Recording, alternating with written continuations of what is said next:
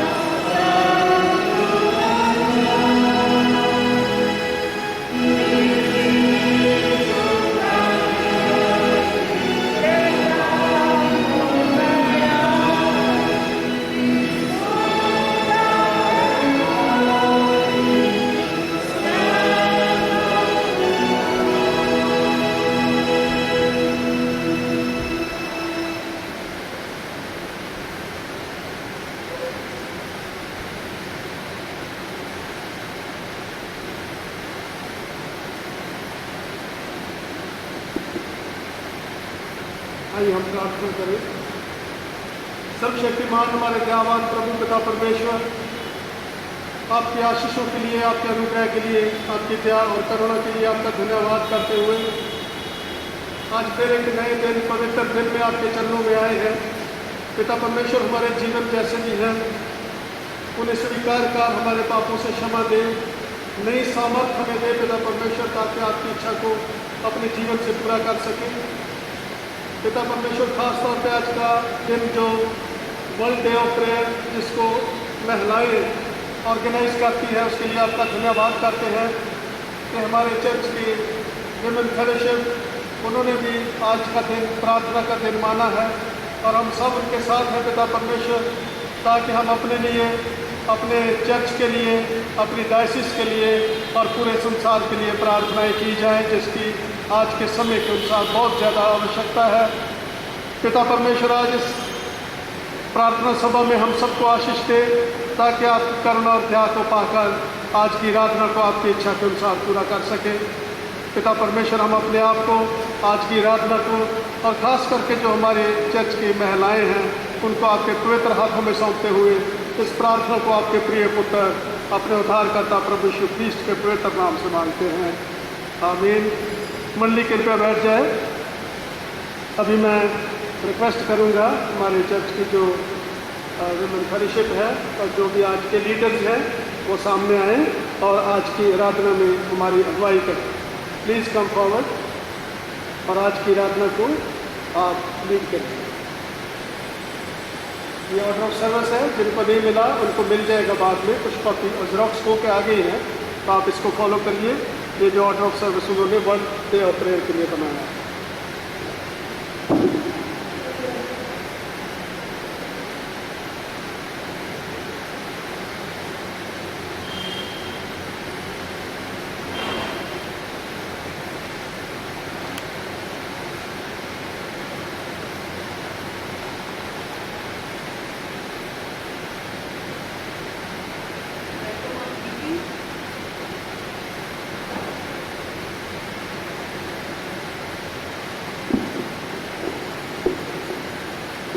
आज के इस विश्व प्रार्थना दिवस की आराधना में सेवियर हिंदी चर्च की महिला समिति की तरफ से आप सबों का स्वागत है। सर्वप्रथम विश्व प्रार्थना दिवस से संबंधित जानकारी आप सबों के सामने रखना चाहूँगी। विश्व प्रार्थना दिवस का संक्षिप्त विवरण।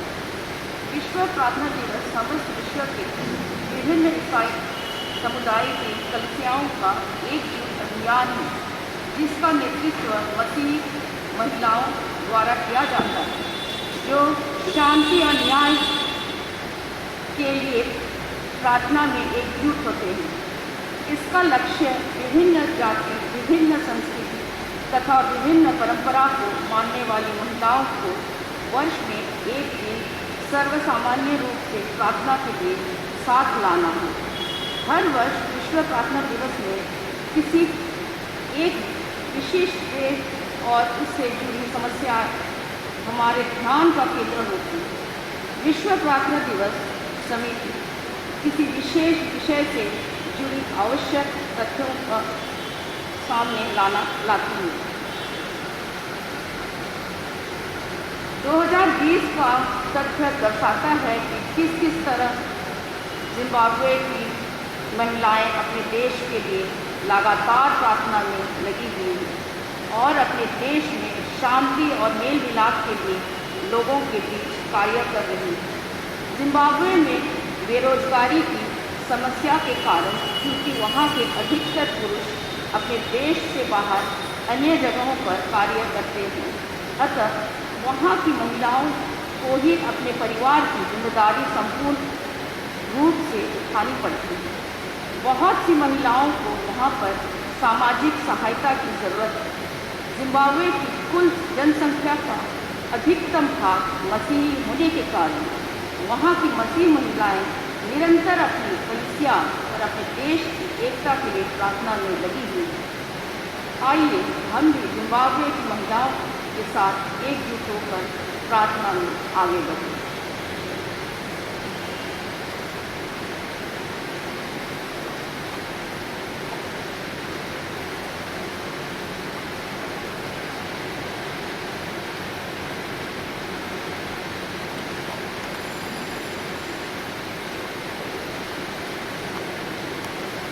शक्तिमान पिता, शांतिदाता और मुक्तिदाता परमेश्वर, हम अपने बीच में आपका स्वागत करते हैं। हम आपकी प्रशंसा और महिमा करते हैं। आपके प्रेम के निमित्त जो हमारी समझ से परे है, आपकी प्रशंसा और स्तुति हो, जो अभी और युगानुयुग जीते और राज्य करते हैं। हे यीशु मसीह, हम आपके आदर के उद्धार के लिए, मनुष्य के जीवन की गरिमा बनाए रखने के लिए, परस्पर प्रेम के लिए और जिम्बाब्वे के मेहनती लोगों की विकसितता के लिए आपकी प्रशंसा और स्तुति करते हैं। हे जगत के सृष्टिकर्ता, हम प्राकृतिक संसाधनों, वनस्पति, जीव जंतु, जल प्रपात और जिम्बाब्वे के जंगलों के लिए आपकी प्रशंसा और स्तुति करते हैं। हमें जिम्बाब्वे और पूरे विश्व में प्रार्थना में एकजुट करने के लिए हे पवित्र आत्मा, हम आपकी प्रशंसा और स्तुति करते हैं।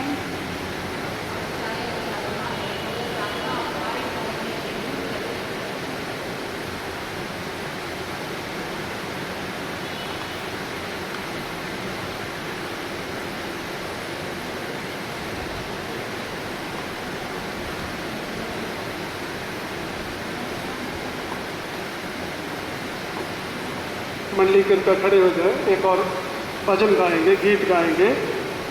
गीत संख्या 259 359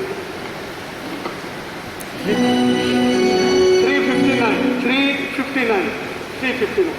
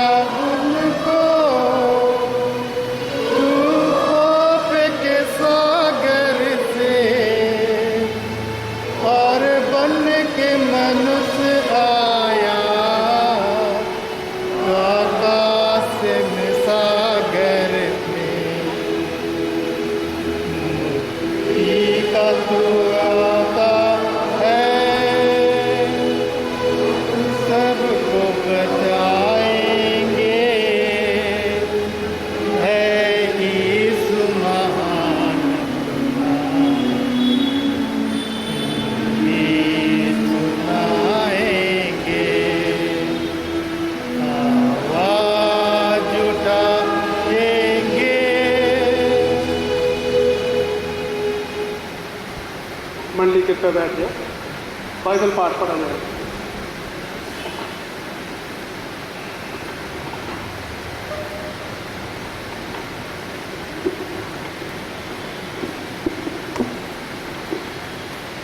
आज का ठहराया गया पाठ वचन है यूहन्ना 5 अध्याय का 2 से लेकर 9 पद तक।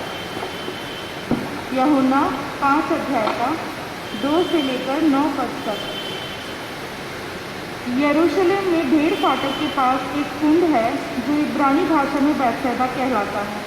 उसके पास औसारे हैं। इनमें बहुत से बीमार, अंधे, लंगड़े और सूखे अंग वाले पानी के हिलने की आशा में पड़े रहते हैं, क्योंकि नियुक्त समय पर परमेश्वर के स्वर्गदूत कुंड में उतरकर पानी को हिलाया करते हैं। पानी हिलते ही जो कोई पहले उतरता वह चंगा हो जाता था, चाहे उसकी कोई बीमारी क्यों ना हो। वहाँ एक मनुष्य था जो 38 वर्ष से बीमारी में पड़ा था। यीशु ने उसे पड़ा हुआ देखकर और यह जानकर कि वह बहुत दिनों से इस दशा में पड़ा है, उससे पूछा, क्या तू चंगा होना चाहता है? उस बीमार ने उसको उत्तर दिया, हे प्रभु, मेरे पास कोई मनुष्य नहीं कि जब पानी हिलाया जाए तो मुझे उस कुंड में उतारे, परंतु मेरे पहुँचते पहुँचते दूसरा मुझसे पहले उतर जाता है। यीशु ने उससे कहा, उठ, अपनी खाट उठा और चल फिर।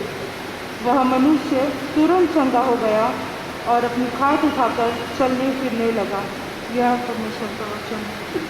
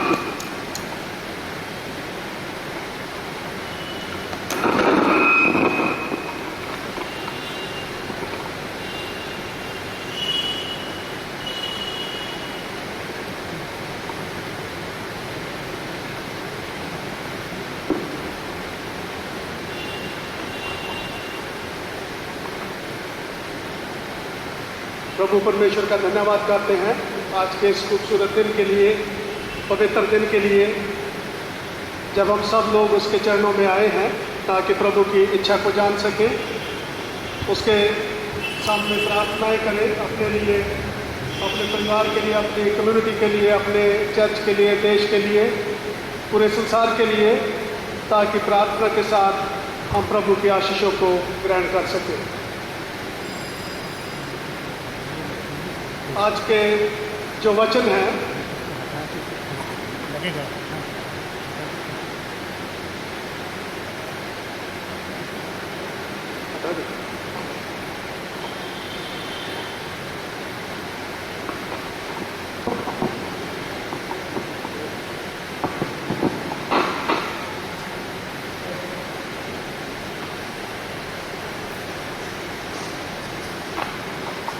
हेलो, आज का एक तो जो थीम हमें दिया जाता है हर संडे को, वो है हमारा जो एल्मनेट होता है, लक्षणीय है चर्च ऑफ नॉर्थ इंडिया की, उसको हम फॉलो करते हैं। और आज का एक विशेष दिन भी है जब हमारे चर्च की महिलाएं, विमेन फेलोशिप जो है, उन्होंने ये डिसाइड किया कि आज वो वर्ल्ड डे ऑफ प्रेयर के तौर पर भी चर्च में मनाएंगे। जो वर्ल्ड डे ऑफ प्रेयर का थीम वहाँ पे है, उसमें यह है कि अपनी खाट उठा और चल फिर। लेकिन जो एल्मनक के अनुसार हमें थीम दिया गया है वो है कि जो लोग दूसरे को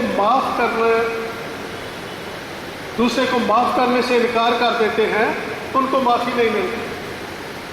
बहुत ही इंपॉर्टेंट बातें हैं, बहुत ही इंपॉर्टेंट थीम भी है हम सब के लिए समझने के लिए कि इसको कैसे समझेंगे कि जब हम दूसरे को माफ़ नहीं करते तो हमें माफ़ी नहीं मिलती।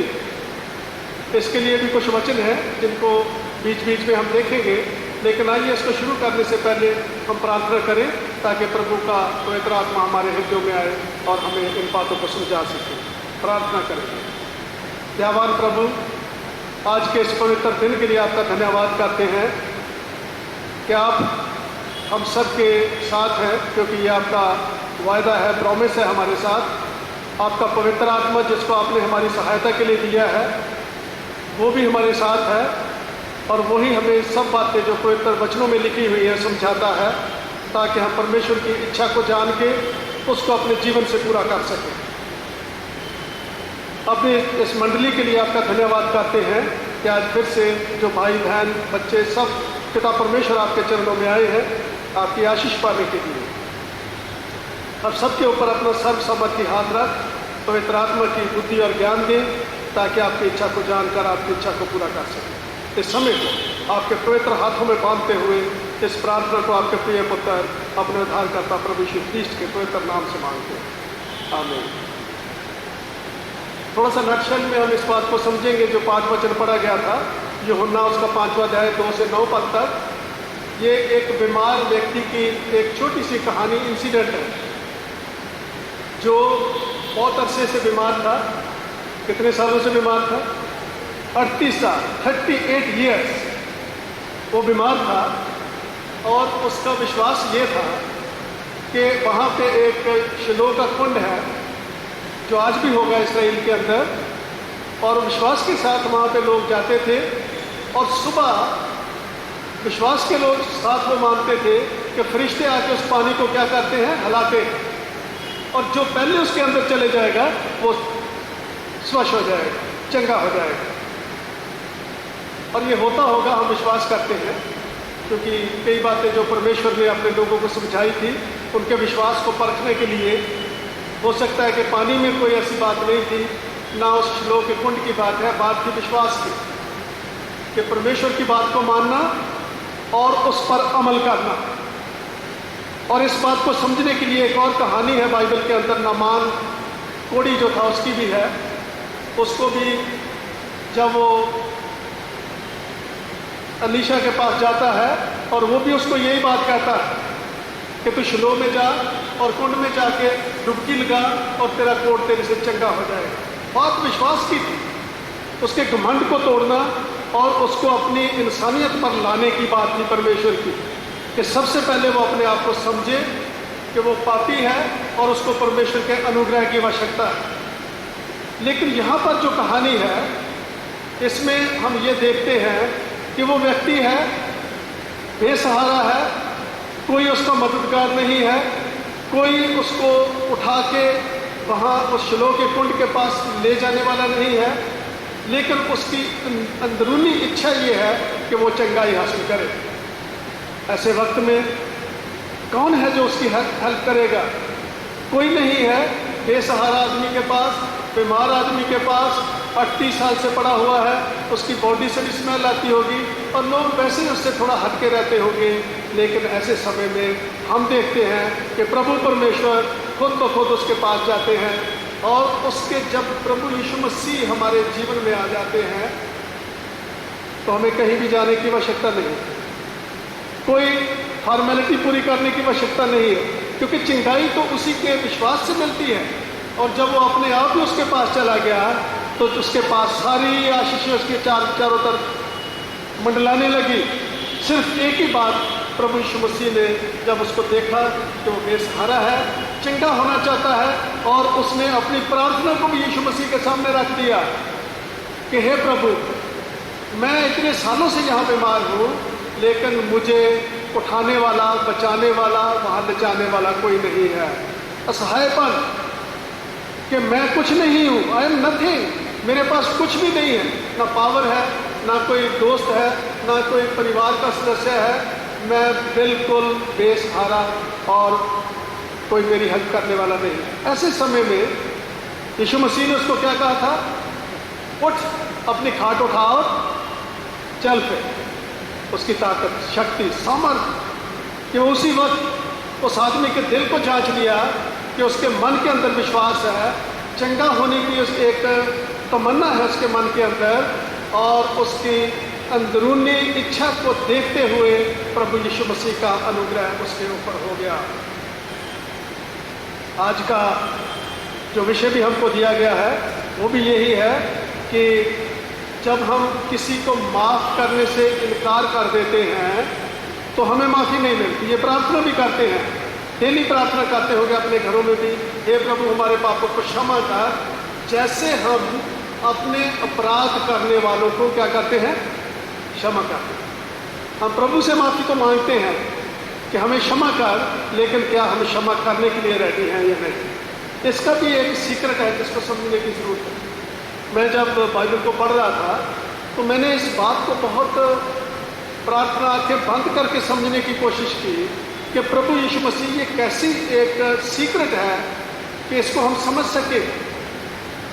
माफ़ी देना और माफ़ी पाना ये सिंपल, इतनी सिंपल बात नहीं जितनी हम इसको समझते हैं कि ये तो सिंपल बात है, कोई गलती कर देता है तो उसको कहो मैंने तुम्हें माफ़ कर दिया, और फिर हम माफ़ी मांगने के लिए प्रभु के पास जाते हैं तो मान लेते हैं कि उसके प्रभु ने हमें माफ़ कर दिया। लेकिन इसका मायने क्या है? इसके मायने समझने के लिए हमको पवित्र वचनों में ही इसे समझना पड़ेगा। इसमें 3 बातें हैं जिनको मैं आज आपके साथ बांटने की कोशिश करूंगा। शायद ये बात जो है प्रभु हमें समझाए कि इसका मायने क्या है। ये सिंपल बात नहीं है कि हम किसी को माफ़ करने से रिफ्यूज़ कर दें, इनकार कर दें तो हमें माफ़ी नहीं मिलेगी। लेकिन माफ़ी पाना और माफ़ करने का मायने क्या है? अगर आप एक हिस्सा पढ़े, आज पढ़ेंगे नहीं क्योंकि समय ज़्यादा लगेगा, वो है उत्पत्ति की पुस्तक में लिखा हुआ है, पहली किताब जो है उसका 45वां अध्याय, उसके 1 से 8 पद और 15वां पद है। वहाँ पे यूसुफ की कहानी है और एक ऐसे समय आता है कि उसकी जो वफादारी थी, उसकी जो ईमानदारी थी, उसका जो प्रभु पर विश्वास था, वो इतना उसको उठा के ऊपर ले गया कि जिस जगह पर पहुंचाया उसी देश का वो क्या बन गया? प्रधानमंत्री बन गया। सबसे बड़ी पोस्ट उसको दी गई क्योंकि वो वफादार था, ईमानदार था और उसके प्रभु के ऊपर उसका भरोसा था। लेकिन मेरे प्रिय भाइयों और बहनों, एक बात को समझना हमें ज़रूरी होता है। जब कभी कोई वाक़या आपके जीवन में होता है, कोई इंसिडेंट होती है, आप बिल्कुल उसको नेगेटिव ना समझें। अगर आप प्रार्थना के साथ उसको पॉजिटिव वे से समझेंगे तो आप इस बात को मान लीजिए कि परमेश्वर की कोई योजना आपके जीवन के लिए पड़ी है। प्रभु आपसे कुछ और ज़्यादा काम, ज़्यादा सेवा करवाना चाहता है। इस बात को समझ के चलेंगे तो उसमें 3 बातें आपके मन में आनी ज़रूरी है। अगर आप परमेश्वर की इच्छा और उसकी माफ़ी को पाके आगे बढ़ना चाहते हैं, और माफ़ी मिलती कैसी है और माफ़ी दी कैसे जाती है, उससे सबसे पहली बात यूसुफ की कहानी से भी मैं बताऊंगा, लेकिन जनरल वे से भी जो बाइबल में बताया गया है, सबसे पहले बात होती है रियलाइजेशन। अपने मन के अंदर इस बात को मान लेना कि मेरे से गलती हुई, मेरे से पाप हुआ है, मैंने कुछ ना कुछ तो गलत किया है। मैं अगर इसको नहीं समझ पा रहा तो उसको प्रभु से प्रार्थना करके समझने की ज़रूरत होती है, रियलाइजेशन। दूसरी बात ये होती है कि अगर प्रभु ने हमें रियलाइज़ करवा दिया तो उसके बाद दूसरी स्टेज होती है कन्फेशन। कन्फेशन क्या होता है? माफ़ी मांगना, कि मैंने मान लिया कि मेरे से पाप हुआ है और मैं प्रभु से माफ़ी मांगता हूँ। और तीसरी उसमें स्टेज आती है सबमिशन की। मान लिया, प्रार्थना कर दी और आपने अपना काम कर दिया, सबमिट कर दिया प्रभु के सामने, और उसके बाद आती है परमेश्वर की माफ़ी। रियलाइजेशन, कन्फेशन एंड सबमिशन, और फिर आती है परमेश्वर की तरफ से माफ़ी। परमेश्वर ऐसा क्यों कराना चाहता है? जब तक हम रियलाइज नहीं करते, जब तक हम इस बात को समझ नहीं लेते कि मेरे में कमी है या मेरे से गलती हुई है, तो हमें माफ़ी नहीं मिल सकती, चाहे हम जो भी कह दें। इसीलिए ये बातें ज़रूरी है और इसको बाइबल से समझते हैं। कुछ एक बातें मैं उनके लिए बताऊंगा जिन्होंने इन बातों को मान लिया जो आज प्रभु हमें बता रहा है। सबसे पहली बात है, पुराने नियम में याकूब की कहानी हम पढ़ते आ रहे हैं कुछ दिनों से कि याकूब जो था, उसका एक भाई था, उसका नाम किसी को मालूम है? एसौ, ठीक है। और एसौ के साथ दुनियावी वर्ल्डी तौर पर उसने धोखा किया और जो बर्थ राइट परमेश्वर का फैमिली का होता है उसको छीन लिया। लेकिन उसको रियलाइज हुआ कि उसने गलती की है, वो छिपा नहीं सकता इस बात को, और फिर डर के मारे भागने लगा। और भागने के बाद जब परमेश्वर ने जान लिया कि इसके मन के अंदर अपनी गलती का एहसास हुआ है, तो परमेश्वर का फरिश्ता उसको फॉलो करने लगा और उसको हेल्प करने के लिए, खाना खिलाने के लिए परमेश्वर ने इंतज़ाम किया और उसको रियलाइज़ करवा दिया। और उसने एक बात कही थी कि जब तक तू मुझे आशीष नहीं देगा तो मैं तुम्हें नहीं छोड़ूंगा। पकड़ लिया, फरिश्ते को पकड़ लिया, और बेशक उसकी जान भी टूट गई थी पकड़े हुए। कहानी हमें बताती है, हम विश्वास करते हैं ये सच्ची कहानियाँ हैं। और उसने कहा, हे प्रभु, मैं तुम्हें नहीं छोड़ूंगा जब तक तू मुझे माफ़ नहीं करेगा। परमेश्वर ने उसे माफ़ किया, माफ़ी मांगा रियलाइजेशन के बाद। दाऊद की कहानी, डेविड ने इतने बड़े बड़े पाप किए, उसने बलात्कार किया, उसने मर्डर किया, उसने कई और भी ऐसी झूठ बोलने का प्रयास किया, और उसको एहसास हो गया कि उसने गलती की है। Psalm 51 पढ़ेंगे तो उसकी कन्फेशन की प्रार्थना है कि हे प्रभु, अपनी आत्मा को मुझसे दूर ना कर, मैं इसके बिना जीवित नहीं रह सकता। मैं राजा हूँ, मेरे पास सब कुछ है, लेकिन आपके अनुग्रह के बगैर मैं जीवित नहीं रह सकता। उसके लोग जब उन्होंने मिस्र की गुलामी में थे, लिखा है बाइबल में कि उन्होंने रो रो के प्रार्थनाएं की कि हे प्रभु, जो भी हमसे पाप हुए हमें क्षमा कर और हमें मिस्र की गुलामी से छुड़ा। और प्रभु, लिखा है कि the God came down from heaven to earth to help his people. प्रभु हमारे मध्य में आ जाता है जब हमें रियलाइज हो जाता है, जब हम कन्फेस कर लेते हैं, सबमिट करने के लिए तैयार हैं, तो परमेश्वर की क्षमा मिल जाती है। लेकिन कुछ एक कहानियाँ हैं जिन्होंने ऐसा नहीं किया और उसका जो रिजल्ट था वो क्या हुआ। एडम एंड ईव गलती की, परमेश्वर की इच्छा को नहीं माना, उस फल को खा लिया जो मना किया हुआ था, लेकिन उनको परमेश्वर की पवित्र प्रेजेंस से दूर जाना पड़ा। किंग सॉल, जिसको परमेश्वर का अभिषेक हुआ था, राजा बना, पावर मिली, पोजीशन मिली, सब कुछ मिला, लेकिन वो इतना घमंडी हो गया कि अपनी पावर पर घमंड करने लगा। लेकिन परमेश्वर के वचनों में लिखा है कि सॉल नहीं जानता था कि परमेश्वर के आत्मा ने उसे छोड़ दिया है। कभी कभी घमंड से भर जाते हैं, लेकिन हमें एहसास नहीं इस बात का होता कि प्रभु हमारे साथ नहीं है। और जूडा इस्करियोत की बात, जो प्रभु परमेश्वर के साथ रहता था, यीशु मसीह के साथ था, उसके अंदर भी शैतान समा गया और उसने छोटे से लालच के लिए अपने स्वामी को पकड़वा दिया, धोखा किया, सजा मिली उसको। ये तो पहली बात थी, रिकग्निशन।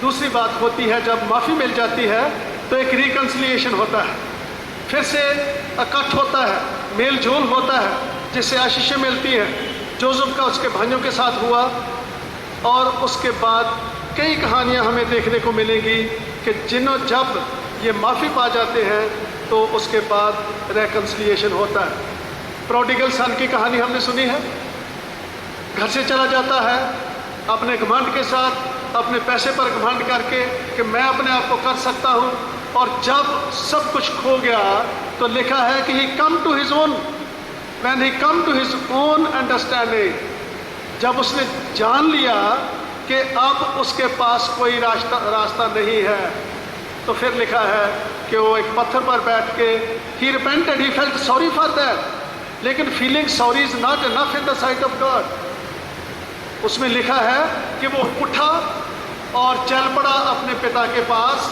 ये कहने के लिए कि मैं तेरा पुत्र कहलाने के योग्य नहीं और मुझे अपने सेवकों में से एक जैसा रख ले। लेकिन जब आदमी कन्फेशन करता है और परमेश्वर तो उसको गले लगा लेता है, उसको हक करता है और अपने पुत्र का दर्जा और पूरी पावर के साथ फिर से उसको अपना लेता है। इसका जिक्र बाइबल में पाया जाता है, यूहन्ना उसका 15वां अध्याय उसके 19वें पद में। लेकिन रेकन्सिलिएशन तब होता है व्हेन वी बरी आवर पास्ट। अगर वो साथ साथ जाएगा, हमारा पुराना समय भी पास जाएगा, प्रेजेंट भी साथ रखेंगे, तो आगे माफ़ी और आशीष हमारे साथ नहीं जा सकती। उसको बरी करना होता है, पास्ट को बरी करना होता है। गलतियां हुई, परमेश्वर से रियलाइज किया, कन्फेस किया, सबमिट किया, माफ़ी मिल गई, बात खत्म, नया जीवन शुरू होता है। प्रभु यीशु मसीह ने हमें रेकन्साइल करा दिया और उसने क्रूस पर एक प्रार्थना की थी कि हे पिता इन्हें क्षमा कर, ये नहीं जानते कि क्या करते हैं। क्या उनको माफ़ी मिली जो वहाँ पर थे? यीशु मसीह ने कह दिया कि हे पिता इन्हें माफ़ कर, ये नहीं जानते कि ये क्या कर रहे हैं। उनको माफ़ी तब मिलेगी जब वो मान लेंगे कि हमसे गलती हुई है, हमने गलत काम किया था, हे पिता हमें माफ़ कर। और वो माफ़ी प्रैक्टिकली उनके जीवन में आके उनको पकड़ के आशीष देगी। रियलाइजेशन, बहुत वचन इससे आपको मिलेंगे कि जब हम प्रभु में आ जाते हैं, माफ़ी मिल जाती है, तो सज़ा की तो बात ही बाद में नहीं होती। रोमियो उसका 8 अध्याय उसके पहले पद में लिखा है कि जो प्रभु यीशु मसीह में है उन पर सज़ा की आज्ञा नहीं। जब माफ़ी मिल गई तो सज़ा या जजमेंट जो हमारे ऊपर आती है उसका कोई जगह नहीं है हमारे जीवन में। उसके बाद अनुग्रह आता है, उसके बाद आशीषें आती हैं, मन की शांति आती है। और जब हम उसको स्टेज में नहीं आते तो मन की अशांति जो आदमी को सोने नहीं देती, बैठने नहीं देती, काम करने नहीं देती, बार बार वो पकड़े रखती है, उसको निकालने के लिए प्रभु के पास आना ज़रूरी है। इब्रानिया उसका 10 अध्याय 19 पद से 25 पद तक पढ़ेंगे तो परमेश्वर के वचनों में लिखा है कि draw near to me and I will draw near to you. परमेश्वर के समीप आओ और परमेश्वर आपके क्या होगा? समीप आएगा। कैसे आते हैं प्रभु के समीप? इस बात को कभी समझने की कोशिश की? जब वो कहते हैं मेरे समीप आओ, समीप का मतलब ये है कि मान लो तुम कौन हो।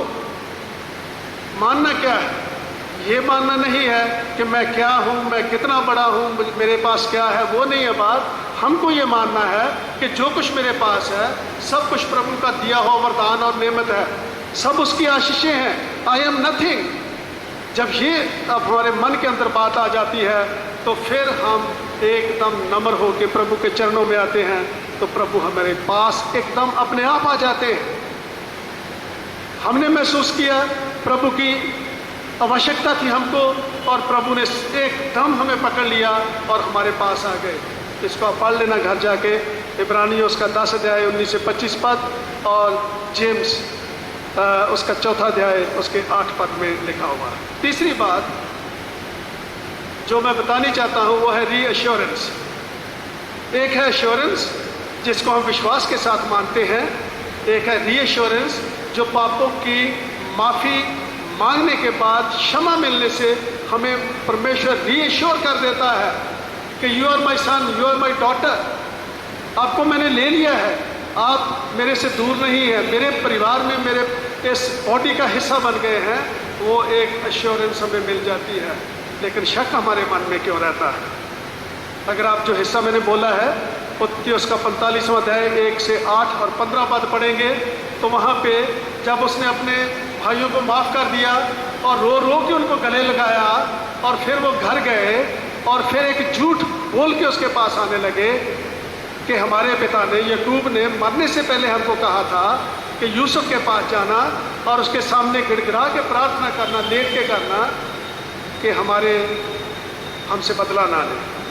उसने बहुत पहले माफ कर दिया, लेकिन उनके मन में ये है कि शायद ये अपने मन में अभी तक बात रखे हुआ है। ये तो प्रधानमंत्री पूरे देश का मालिक बन गया है और हमारे ऊपर बहुत बड़ी सजा आने वाली है। लेकिन यूसुफ उनकी बात को सुन के गिड़गिड़ा के रोने लगा। कहता तुम्हारे मन के अंदर ये शक कैसे पैदा हुआ कि मैंने तुम्हें माफ नहीं किया, तुम मेरे भाई हो। फिर वो कहता है कि आपने मेरे साथ गलत किया, लेकिन परमेश्वर ने मेरे साथ क्या किया, बढ़िया काम किया। इसीलिए मुझे लाया ताकि आप लोग और पूरी ये जो इस्राएल कौम है इसको बचाया जा सके। हमारे जीवन के लिए प्रभु का एक योजना होता है।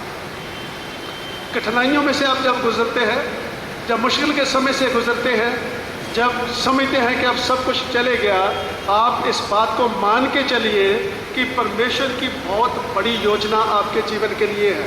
उसको आप पूरा होते हुए भी अपने जीवन में देखेंगे, लेकिन उसमें सबसे बड़ी बात है आपको उसके विश्वास में बने रहना है। विश्वास में बने रहना बहुत ज़रूरी होता है और अपने आप को समझना उस व्यक्ति की तरह, टैक्स कलेक्टर की तरह, जिसने सिर्फ एक लाइन में प्रार्थना की थी, lord forgive me, I am a sinner, I am a sinner. ये दिखाने के लिए जो फरीसी आया था कि मैं बहुत अच्छे काम करता हूँ, मैं प्रार्थना करता हूँ, बाइबल पढ़ता हूँ, मैं ये करता हूँ, वो करता हूँ, वो अपनी पूरी लिस्ट प्रभु यीशु मसीह को बताने लगा। लेकिन जो मान के आया था कि मुझे प्रभु से माफ़ी मांगनी है, एक लाइन में प्रार्थना करता है, हे प्रभु मुझ पापी पर दया कर। ये है प्रभु के पास आने की एक तरीका जिससे हम सामर्थ पाते हैं, शक्ति पाते हैं और उसकी माफ़ी मांग के दूसरों को माफ़ी पाने की क्षमता रखते हैं। और जब तक रियलाइजेशन नहीं होता, ना तो हमें माफ़ी मिलती है और ना हम किसी को माफ़ करते हैं और ना परमेश्वर की माफ़ी हमें मिलती है, क्योंकि हमारे मन के अंदर वो खुद ही है, वो घमंड है और वो बातें भरी हुई हैं जिनको निकालना ज़रूरी होता है। और जब तक वो नहीं निकलती, माफ़ी नहीं मिलती और वो मानने से होती है। आइए हम आज फिर से प्रभु के पास आएँ और जैसे उस प्रभु ने उस 38 साल के बीमार को चंगा कर दिया, हमारे जीवन के बोझ कितने भी बड़े क्यों ना हो, हमें उसकी भी माफ़ी मिलेगी, हर चीज़ से माफ़ी मिलेगी, क्योंकि प्रभु दयावान और करुणा करने वाला परमेश्वर है। भजन संहिता 123 और उसके 5वें पद से आप 103 और उसके 5वें पद से पढ़ेंगे कि लिखा है कि यहोवा दयावान, करुणा करने वाला, तरस खाने वाला परमेश्वर है। वो नहीं चाहता कि कोई भी पापी या दुष्ट आदमी अपने पाप में मरे, बल्कि चाहता है कि सब लोग मुक्ति पाएं और बहुतायत से पाएं। वही जीवन देने के लिए प्रभु हमारे पास आए थे। आइए आज फिर से एक नए सिरे से नए तरीके से प्रभु के चरणों में आए, अपने जीवन को नम्र करें, अपने सब कमज़ोरियों को माने और प्रभु ऐसी सामर्थ हमें देगा जो कभी हमने पहले महसूस नहीं की थी। आइए हम प्रार्थना करें।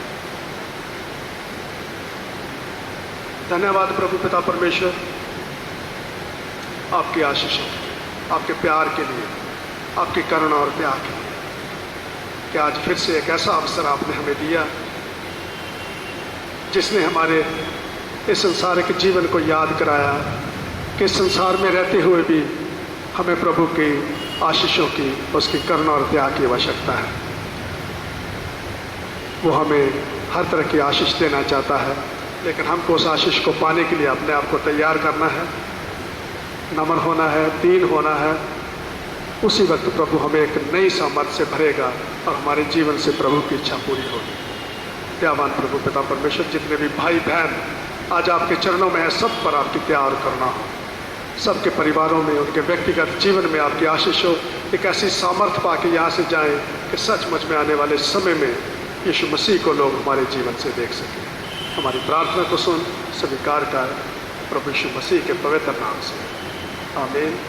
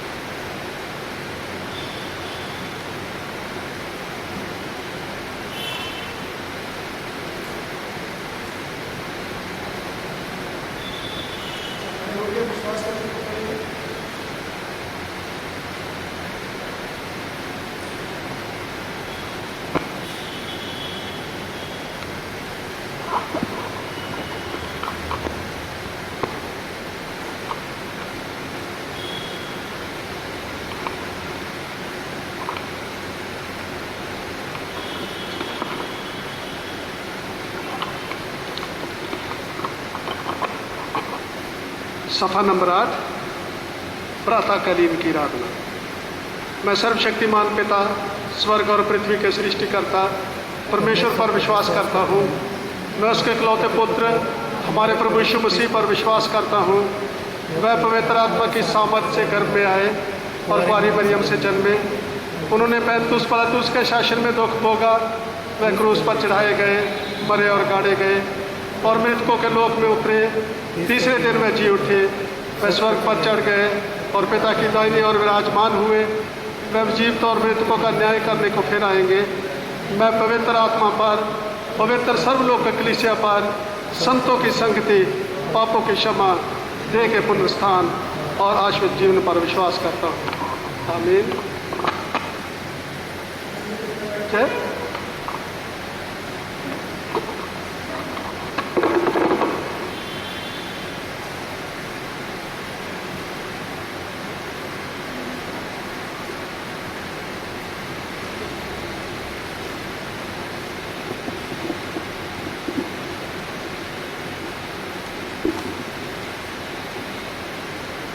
इससे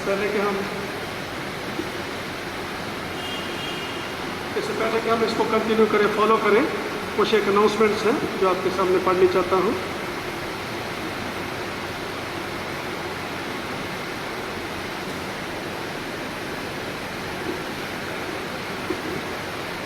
यीशु सहाय। आप सबका आज की आराधना में स्वागत करते हैं और ख़ास तौर पर हमारे चर्च की महिलाएं जो आज हम सब के लिए, पूरे चर्च के लिए, पूरे देश के लिए, संसार के लिए प्रार्थना करने के लिए हमारे बीच में है। हम उनको भी वेलकम करते हैं और उनका धन्यवाद भी करते हैं कि आज का दिन उन्होंने चुना है ताकि अपनी प्रार्थनाएं परमेश्वर के सामने रखी जाए। पिछले हफ्ते जो भेंट प्रभु के चरणों में आई थी 7,310, शुक्रगुजारी थैंक्स गिविंग 1,300 और मुट्ठी दान 550 रुपये, कुल मिला के 9,160 रुपये प्रभु के चरणों में रखे गए।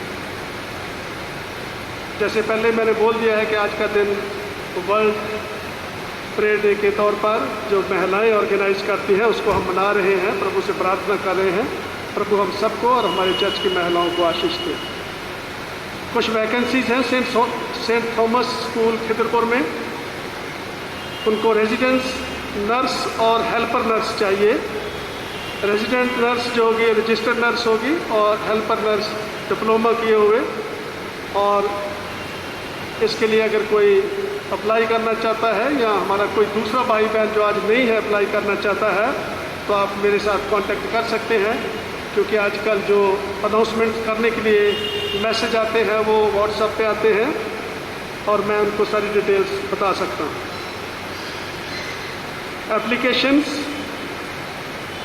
Application forms for education grant 2020 के फॉर्म्स मेरे पास अवेलेबल हैं। अगर कोई परिवार उनके बच्चे जो है डायसीसन एजुकेशन ग्रांट के लिए अप्लाई करना चाहते हैं तो आप मेरे साथ कांटेक्ट कर सकते हैं। एक सैड न्यूज़ जिसको पहले भी हम आपके साथ शेयर कर चुके हैं कि सरोजनी भैंगराज 8 अक्टूबर को उनका मृत्यु हुआ था और 9 को उनका बरियल हुआ था भवानीपुर सेमेट्री में, और उस पूरे परिवार के साथ हमारी सहानुभूति है। हम उनके लिए प्रार्थना कर रहे हैं, आप लोग भी उनको अपनी प्रार्थनाओं में याद रखें। बर्थडेज हैं आने वाले हफ्ते में जिनके लिए हम आज प्रार्थना करेंगे।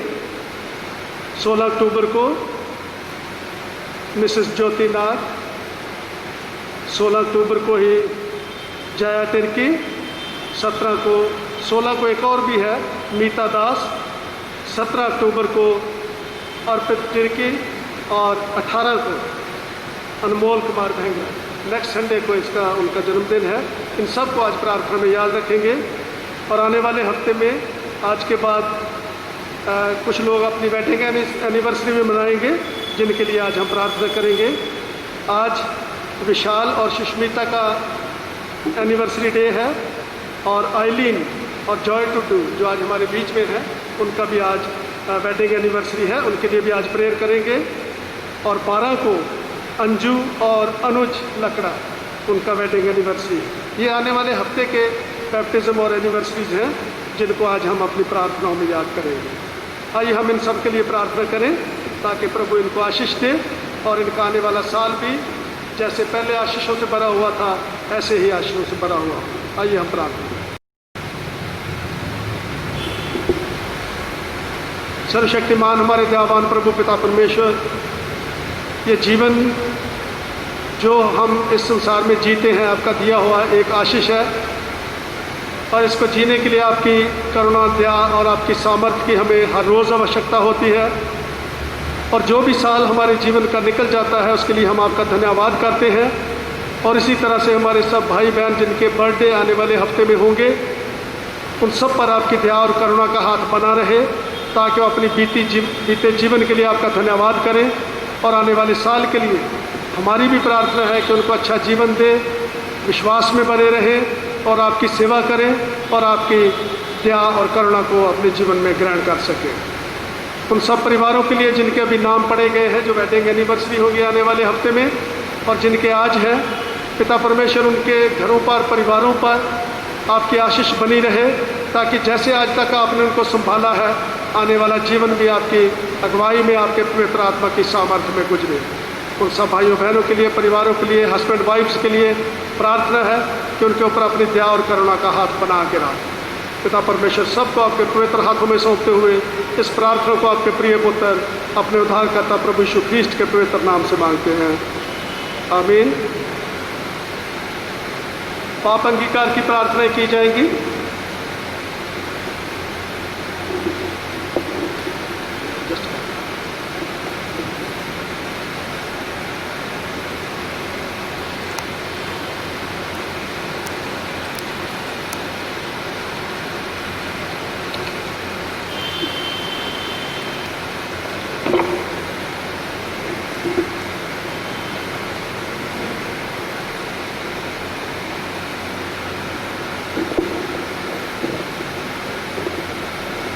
पाप अंगीकार की प्रार्थना।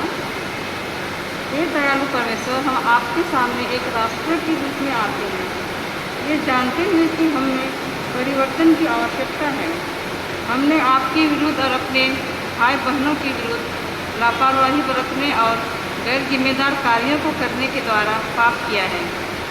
हमने आपकी आज्ञा की अवहेलना करते हुए ऐसे कार्यों को किया है जो हमें करना उचित नहीं था।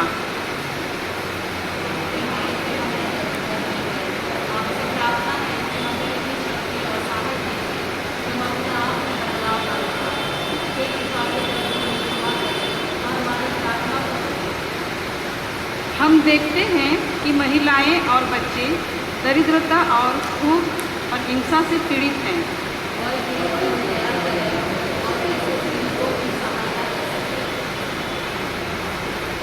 हमारे जीवन में एक निष्ठता की कमी के कारण हम उनसे जो जाति, भाषा और अपने राजनीतिक विचारों के कारण बटे हुए हैं, प्रेम करने में और उन्हें एकजुट कर पाने में असमर्थ हैं। हमें क्षमा कीजिए और हमारे हृदय और मन को सहाय कर। यीशु मसीह हमें पुकार रहे हैं।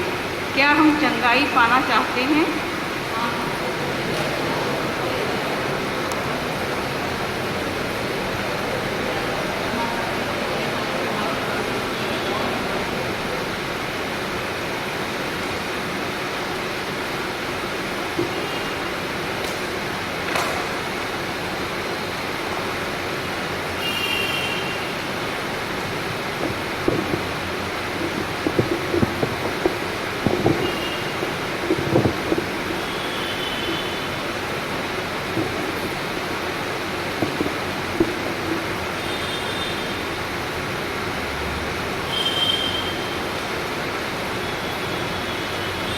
आइए हम अपने आप को प्रभु के सामने समर्पित करें। आइए हम सब परमेश्वर की शक्ति का अनुभव करें जो यीशु और उस बीमार व्यक्ति के बीच संवाद से उत्पन्न होती है। यीशु मसीह जानना चाहते हैं, क्या हम चंगे होना चाहते हैं? हाँ, हम चाहते हैं कि हम चंगाई पाएं। यीशु हमसे कह रहे हैं, उठ, अपनी खाट उठा और चल फिर। परमेश्वर प्रेम है। आइए हम अपने हृदय को प्रेम से भरकर यहाँ से उठे। यीशु मसीह शांति का राजकुमार है, अतः हम अपने बीच शांति लाने के लिए अपनी खाट उठाकर तैयार हो जाएं। हम यीशु मसीह में नई सृष्टि है और उसी के द्वारा परमेश्वर से हमारा मेल हुआ है। आइए हम आपस में प्रेम रखते हुए एक नए जीवन की तरफ अपना कदम बढ़ाएं। हालेलुया, आमीन। जैसा कि हम सब ने यीशु की पुकार सुनकर अपनी खाट उठाकर चलने का फैसला लिया है, हम प्रेम, शांति और मेल स्वरूप अपनी देन को प्रभु के सामने लाए, जिसके द्वारा पीड़ित लोगों की मदद की जा सके। आइए हम अभी गीत गाएंगे, गीत संख्या 311, और उसी समय दान लिया जाएगा।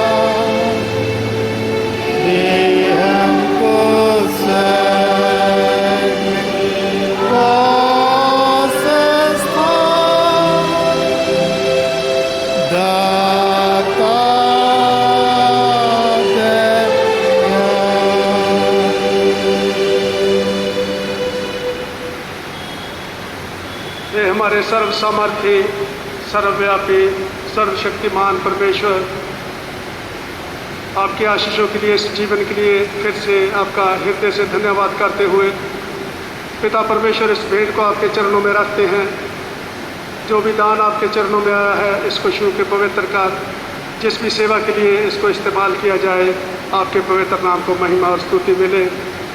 हम सब जो इस समय पिता परमेश्वर आपके घर में आपकी उपस्थिति में हैं, हमारे जीवन में भेंट के तौर पर अपने चरणों में स्वीकार कर, ताकि हमारे जीवन से आपकी इच्छा को पूरा किया जा सके।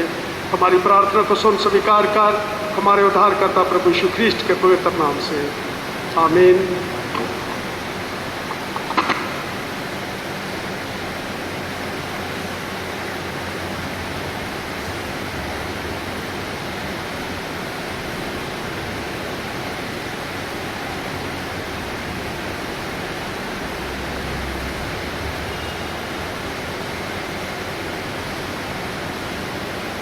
मंडली कृपया बैठ जाए।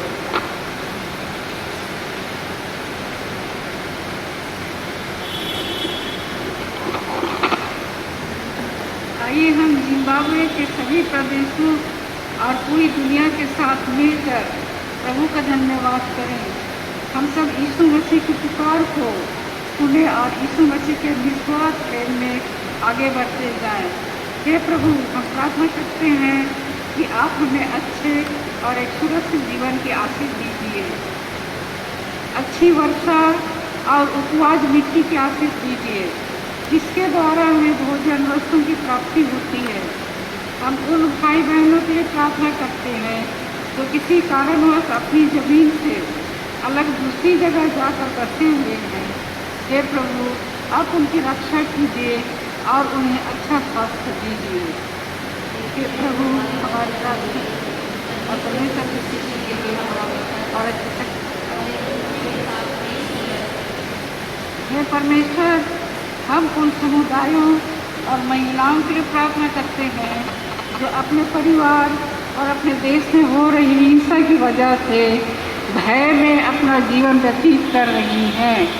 विश्व प्रार्थना दिवस में हम जिम्बाब्वे की उन साहसी और मेहनती महिला अगुवाओं के लिए प्रार्थना करते हैं जो अपने समुदाय को प्रार्थना, प्रेम और क्षमा का पाठ पढ़ाती हैं।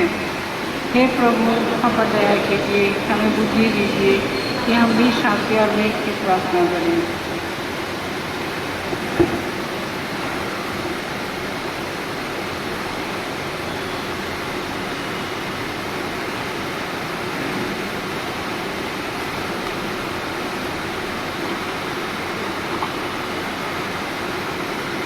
आइए हम प्रभु की प्रार्थना सब मिलकर कहें।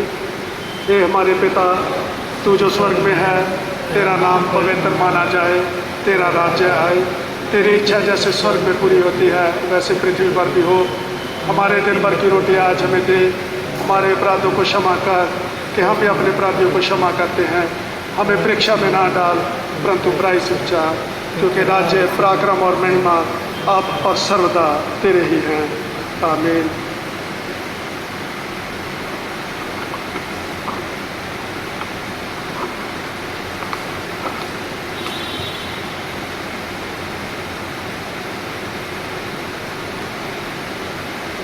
धन्य है वह जो मेल कराने वाले हैं, क्योंकि वह परमेश्वर के पुत्र कहलाएंगे। यीशु ने कहा, उठ, अपनी खाट उठा और चल फिर। अब हमारे प्रभु यीशु ख्रीस्ट का अनुग्रह, परमेश्वर पिता का प्रेम, पवित्र आत्मा की सहभागिता हम सबों के साथ आज और सर्वदा रहे।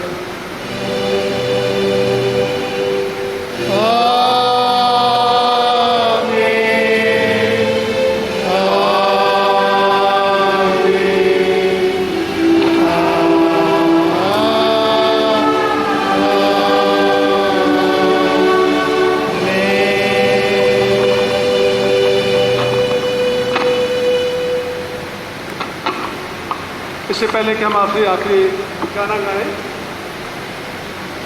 आज की आराधना के लिए प्रभु का धन्यवाद करते हैं, और ख़ास तौर पर हमारे चर्च की महिलाएं जिन्होंने आज हमारे लिए प्रार्थनाएं की, पूरे विश्व के लिए उन्होंने प्रार्थनाएं की।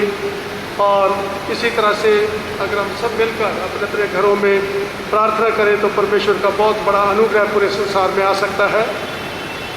और हम ऐसे एक समय में से गुजर रहे हैं जिसको हम कोविड-19 पेंडेमिक भी कहते हैं, और इसमें तो और भी ज़्यादा प्रार्थना की आवश्यकता है। और इसी तरह से आप अपने घरों में प्रार्थना करते रहें हम सब के लिए, और हम सब भी एक दूसरे के लिए प्रार्थना करें ताकि परमेश्वर का अनुग्रह हम सब के साथ बना रहे। सब महिलाओं का हम दिल से हृदय से धन्यवाद करते हैं। आमीन। कुछ कहना? आखिरी गाना गाएंगे, प्रभु का धन्यवाद करेंगे। गीत नंबर 170 170।